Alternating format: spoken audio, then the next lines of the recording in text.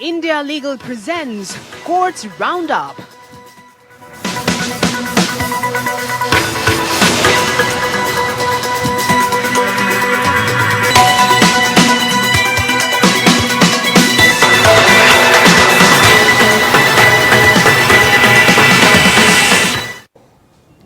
नमस्कार, आप देख रहे हैं हमारी खास पेशकश कोर्ट्स राउंड अप। मैं हूं आपके साथ रेशु त्यागी। इस बुलेटिन में अगले आधे घंटे हम आपको कोर्ट से जुड़ी तमाम छोटी बड़ी खबरों से रूबरू करवाएंगे। कोर्ट की कार्यवाही और सुप्रीम कोर्ट से लेकर हाई कोर्ट और लोअर कोर्ट तक के फैसलों को आपके सामने रखेंगे।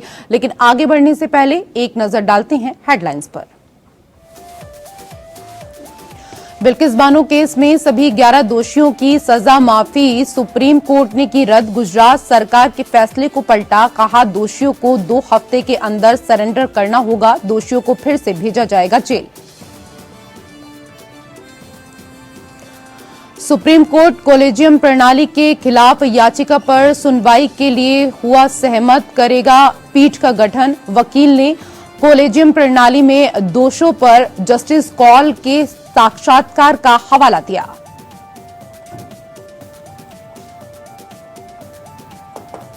दिल्ली के पूर्व मंत्री सत्येंद्र जैन को सुप्रीम कोर्ट से मिली राहत, अगले आदेश तक अंतरिम जमानत बरकरार।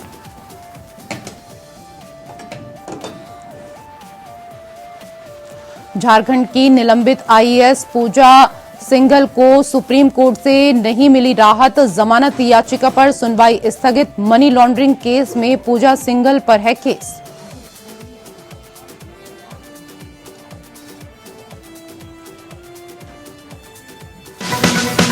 India Legal presents Courts Roundup.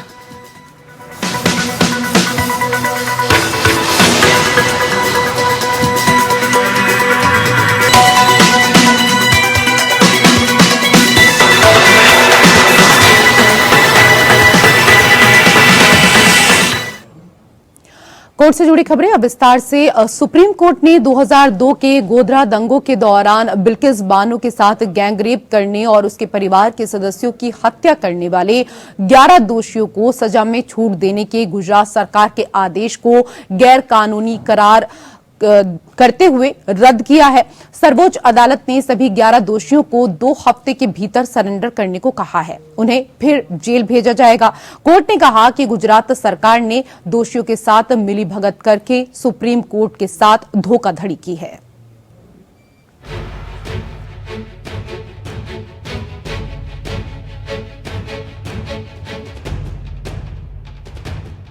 Supreme court ने गुजरात के बिल्किस बानो केस में सभी 11 दोषियों की सजा माफी को रद्द कर दिया है। सुप्रीम कोर्ट ने गुजरात सरकार के फैसले को पलटा है। इसके साथ ही गुजरात सरकार को फटकार लगाई है और कहा तथ्यों के नाम पर सुप्रीम कोर्ट के साथ फ्रॉड किया गया है। गुजरात सरकार ने दोषियों के साथ मिलीभगत की है। गुजरात सरकार ने हाई कोर्ट की टिप्पणियां छिपाई हैं। गुजरात सरकार को माफी देने का भी अधिकार नहीं था, ये अधिकार सिर्फ महाराष्ट्र सरकार के पास था। भले ही घटना गुजरात में हुई, लेकिन इस मामले में पूरी सुनवाई महाराष्ट्र में हुई है। अब सभी 11 दोषियों को 2 हफ्ते के अंदर सरेंडर करना होगा, उन्हें फिर से जेल भेजा जाएगा। गुजरात सरकार को मई 2022 के सुप्रीम कोर्ट के फैसले के खिलाफ पुनर्विचार याचिका दायर करनी चाहिए थी। मई 2022 के फैसले के बाद दोषियों को राहत देने के लिए गुजरात द्वारा शक्ति का उपयोग महाराष्ट्र की शक्ति को हड़पने के समान था। गुजरात पुनर्विचार याचिका दायर कर सकता था। दोषियों की समय पूर्व रिहाई पर कानून पर गौर करते हुए अदालत ने कहा कि उचित सरकार को माफी आदेश पारित करने से पहले अदालत की अनुमति लेने की आवश्यकता है। शीर्ष अदालत ने कहा कि अनुच्छेद 32 की याचिका में उच्च न्यायालय के आदेश को निरस्त नहीं किया जा सकता था। तथ्यों को दबाने के कारण न्यायमूर्ति नागरत्ना की अध्यक्षता वाली पीठ ने पहले के फैसले को कानून में गैर कानूनी और अमान्य करार दिया। पीठ ने कहा इस अदालत का 13 मई 2022 का आदेश भी लाइलाज है, क्योंकि ये उच्चतम न्यायालय की 9 न्यायाधीशों की पीठ के बाध्यकारी फैसले का पालन नहीं करता है। जहां जनहित याचिका में उच्च न्यायालय के आदेश को निरस्त नहीं किया जा सकता। जस्टिस नागरत्ना ने फैसला सुनाते हुए कहा कि अपराधियों को सजा इसलिए दी जाती है ताकि भविष्य में अपराध रुकें।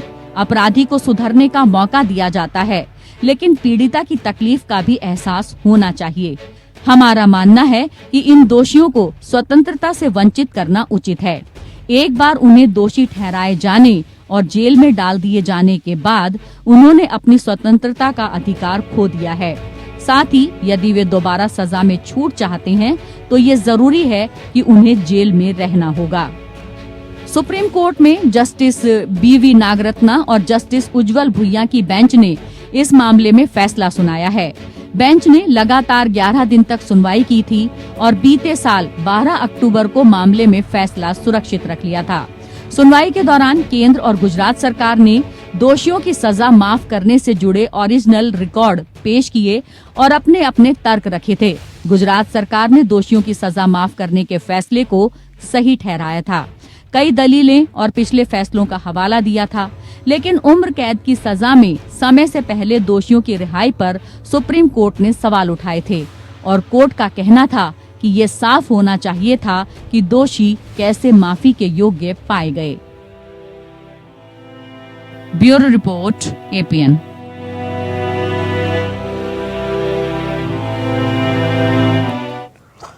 और उधर सुप्रीम कोर्ट और उच्च न्यायपालिका में न्यायाधीशों की नियुक्ति के लिए कोलेजियम प्रणाली के संबंध में चिंताओं को उठाने वाली याचिका पर सुनवाई के लिए सर्वोच्च न्यायालय ने एक पीठ गठित करने पर सहमत हो गया है। एक वकील ने तत्काल सूचीबद्ध करने के लिए प्रधान न्यायाधीश DY चंद्रचूड़ के समक्ष याचिका का उल्लेख किया। वकील ने कहा कि हाल ही में सेवानिवृत्त न्यायाधीश न्यायमूर्ति संजय किशन कौल ने दिसंबर 2023 में PTI को दिए अपने साक्षात्कार में वर्तमान कोलेजियम प्रणाली में दोषों पर प्रकाश डाला था।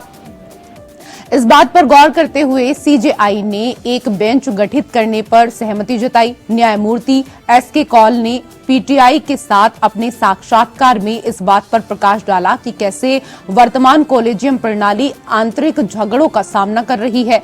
स्वयं कोलेजियम प्रणाली का हिस्सा होने के नाते उन्होंने बताया कि 2015 में शीर्ष न्यायालय द्वारा राष्ट्रीय न्यायिक नियुक्ति आयोग अधिनियम को रद्द करने से राजनीतिक हलकों में गुस्सा पैदा हो गया है, जिन्होंने सर्वसम्मति से कानून पारित किया था जो अब प्रभावी हो रहा है। कोलेजियम के कामकाज की सुचारुता।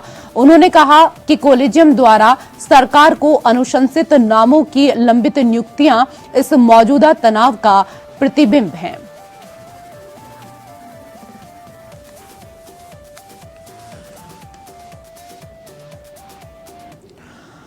उधर दिल्ली के पूर्व मंत्री सत्येंद्र जैन को सुप्रीम कोर्ट से बड़ा राहत इस दौरान यहां पर मिली है। अगले आदेश तक उनकी अंतरिम राहत बरकरार रहेगी। मामले में अगली सुनवाई मंगलवार को भी जारी रहेगी। सत्येंद्र जैन की ओर से अभिषेक मनु सिंघवी कोर्ट में दलीलें जारी रखेंगे।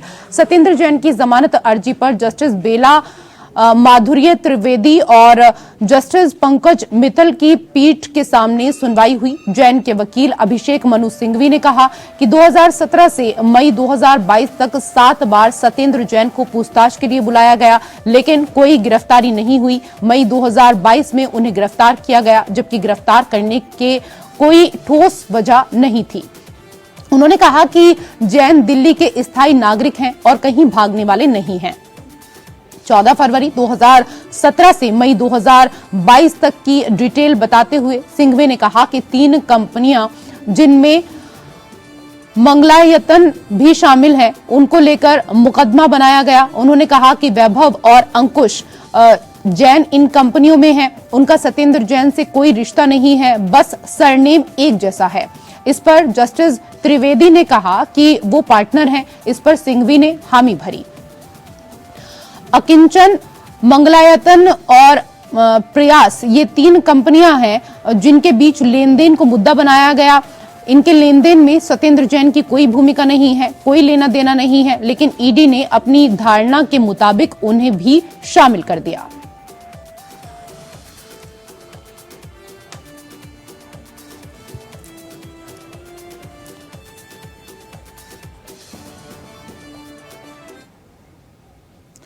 मनी लॉन्ड्रिंग मामले में जेल में बंद झारखंड की निलंबित आईएएस पूजा सिंघल की जमानत अर्जी पर सुप्रीम कोर्ट में सुनवाई हुई। कोर्ट से उन्हें कोई राहत नहीं मिल पाई। जस्टिस संजय किशन कौल और जस्टिस सुधांशु धूलिया की बेंच ने दोनों पक्षों की दलीलें सुनने के बाद सुनवाई की अगली तारीख 11 मार्च मुकर्रर की है। पूजा सिंघल को झारखंड के खूंटी में मनरेगा घोटाले से जुड़े मनी लॉन्ड्रिंग केस में ईडी ने 11 मई 2022 को गिरफ्तार किया था। इसके पहले एजेंसी ने उनके आवास सहित विभिन्न ठिकानों पर छापेमारी की थी। इस दौरान उनके पति अभिषेक झा के सीए सुमन कुमार के आवास से 20 करोड़ नकद बरामद किए गए थे। जेल भेजे जाने के बाद झारखंड सरकार ने उन्हें निलंबित कर दिया था। कोर्ट ने उन्हें उनकी पुत्री के इलाज के लिए कुछ दिनों के लिए जमानत दी थी, लेकिन बाद में उन्हें फिर सरेंडर करने का आदेश दिया गया था। इसके बाद सिंघल ने 12 अप्रैल 2023 को रांची ईडी की विशेष कोर्ट में सरेंडर किया था। तब से वो रांची के बिरसा मुंडा केंद्रीय कारागार में न्यायिक हिरासत में है। मनरेगा घोटाले से जुड़े मनी लॉन्ड्रिंग केस में ईडी द्वारा दाखिल चार्जशीट में निलंबित आईएएस अधिकारी पूजा सिंघल, सीए सुमन कुमार सिंह समेत अभिषेक झा का नाम शामिल किया गया है। दूसरी ओर ईडी द्वारा उस चार्जशीट पर ही अदालत ने संज्ञान लेते हुए अभिषेक झा को समन जारी किया था। उसके बाद अभिषेक झा पर गिरफ्तारी की तलवार लटक रही थी। गिरफ्तारी से बचाव के लिए अभिषेक ने निचली अदालत से लेकर हाईकोर्ट तक का दरवाजा खटखटाया था। कोर्ट ने कोई राहत नहीं मिलने पर उन्होंने सुप्रीम कोर्ट का भी रुख किया। सुप्रीम कोर्ट ने अभिषेक झा को सशर्त अग्रिम जमानत दे दी थी और उन पर किसी तरह की पीड़क कार्रवाई पर रोक लगा दी थी।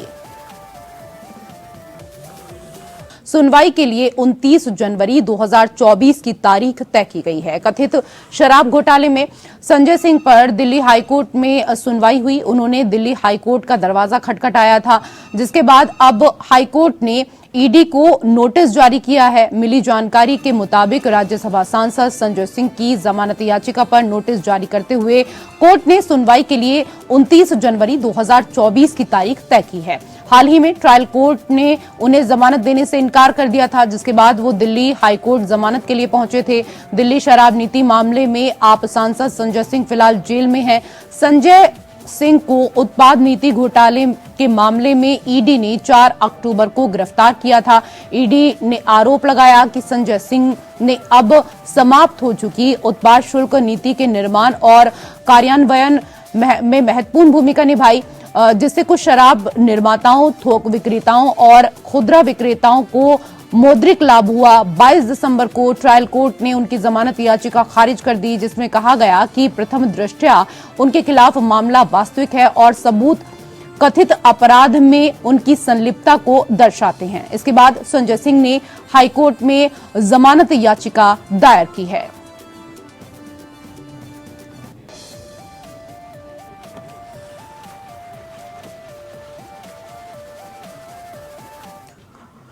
उधर इलाहाबाद हाईकोर्ट ने कहा कि आत्मरक्षा में पिस्तौल से गोली चलाना लाइसेंस शर्तों का उल्लंघन नहीं है। इसके साथ ही अदालत ने आवेदक के पक्ष में पिस्तौल जारी करने का आदेश दिया, जिस पर भारतीय दंड संहिता की धारा 286, 323, 504 और 506 और आर्म्स एक्ट की धारा 30 के तहत आरोप पत्र दायर किया गया। जस्टिस सुभाष विद्यार्थी की पीठ ने ये आदेश सीआरपीसी की धारा 482 के तहत दायर आवेदन पर पारित किया, जिसमें विशेष मुख्य न्यायिक मजिस्ट्रेट कस्टम लखनऊ को के आदेश को चुनौती दी गई। उक्त आदेश में पिस्तौल, 4 जिंदा कारतूस और पिस्तौल लाइसेंस की रिहाई के लिए आवेदक के आवेदन को खारिज कर दिया गया था। मूलतः आवेदक सुनील दत्त त्रिपाठी के खिलाफ इस आरोप पर मामला दर्ज किया गया कि वो अन्य लोगों के साथ शिकायतकर्ता और अन्य लोगों को नुकसान पहुंचाने के इरादे से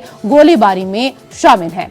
आवेदक ने हाईकोर्ट का दरवाजा खटखटाया, जहां उसके वकील ने तर्क दिया कि उक्त घटना में अभियोजन पक्ष द्वारा किसी के घायल होने की बात साबित नहीं की गई। पुरजोर दलील दी गई कि गोलीबारी आत्मरक्षा में की गई। कोर्ट ने सह आरोपी की बहन के बयान को ध्यान में रखा, जिसमें उसने कहा कि 8 से 10 लोग सचिन शर्मा को पीट रहे थे, जिसे आवेदक ने बचाने की कोशिश की। हालांकि इसके कारण भीड़ उग्र हो गई और दोनों लोगों पर हमला करना शुरू कर दिया और भागने का कोई रास्ता नहीं मिलने पर आवेदक ने अपने लाइसेंसी पिस्तौल से आसमान में ऊपर की ओर फायर कर दिया। इसके बाद दोनों लोग अपनी जान बचाने के लिए वहां से चले गए। इस पृष्ठभूमि में न्यायालय ने कहा कि शस्त्र अधिनियम की धारा 30 जो शस्त्र लाइसेंस के शर्तों के उल्लंघन को अपराध घोषित करती है, आत्मरक्षा में गोलीबारी के कार्य को शामिल नहीं करती। नतीजतन अदालत ने कहा कि विशेष मुख्य न्यायिक मजिस्ट्रेट सीमा शुल्क द्वारा पारित आदेश कानून में कायम रखने योग्य नहीं है, इसलिए इसे रद्द कर दिया गया और अदालत ने लाइसेंस और 4 कारतूसों के साथ पिस्तौल को रिहा करने का आदेश दिया।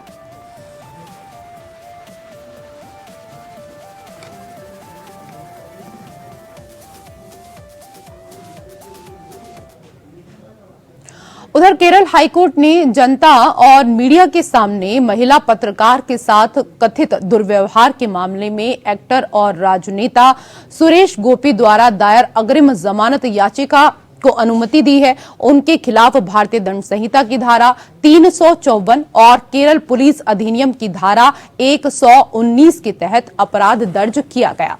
जस्टिस सोफी थॉमस ने कहा, तथ्यों और परिस्थितियों पर गौर करने पर इस न्यायालय का विचार है कि याचिकाकर्ता के वकील द्वारा दिए गए आश्वासन पर कि याचिकाकर्ता के साथ सहयोग करने के लिए तैयार हैं, जांच के उद्देश्य से याचिकाकर्ता से हिरासत में पूछताछ की आवश्यकता नहीं है। तथ्यों और परिस्थितियों को ध्यान में रखते हुए ये न्यायालय निम्नलिखित शर्तों के तहत इस याचिका को अनुमति देने के लिए इच्छुक है।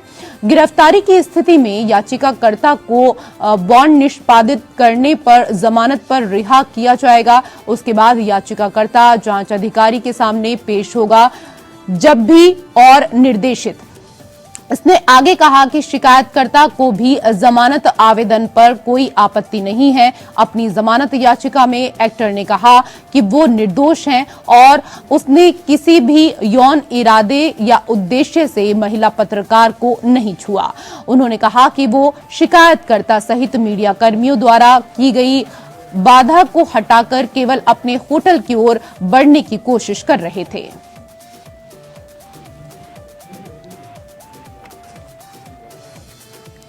तो महिला रिपोर्टर से कथित दुर्व्यवहार का ये पूरा मामले में सुरेश गोपी को अग्रिम जमानत। एक्टर राजनेता हैं सुरेश गोपी।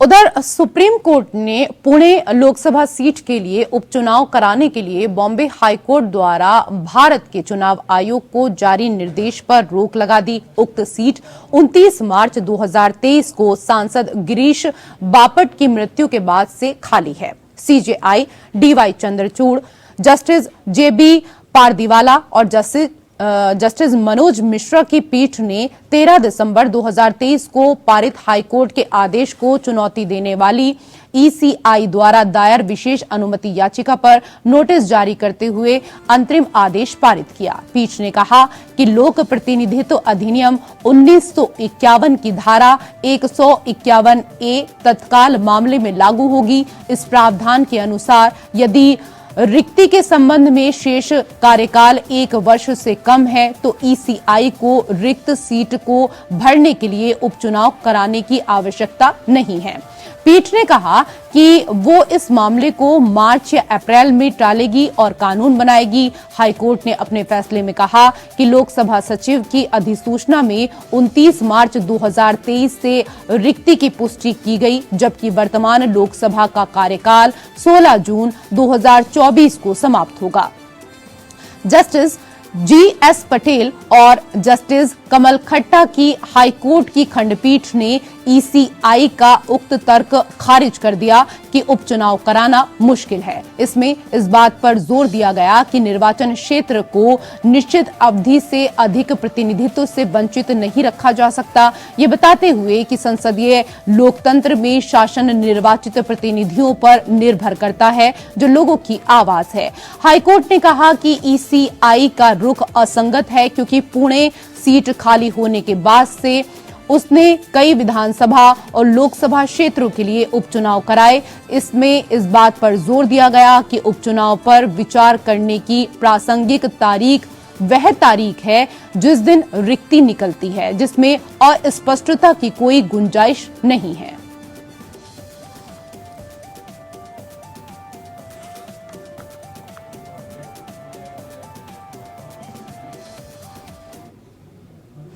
कोर्ट से जुड़ी खबरों में मेरे साथ फिलहाल इतना ही। नमस्कार।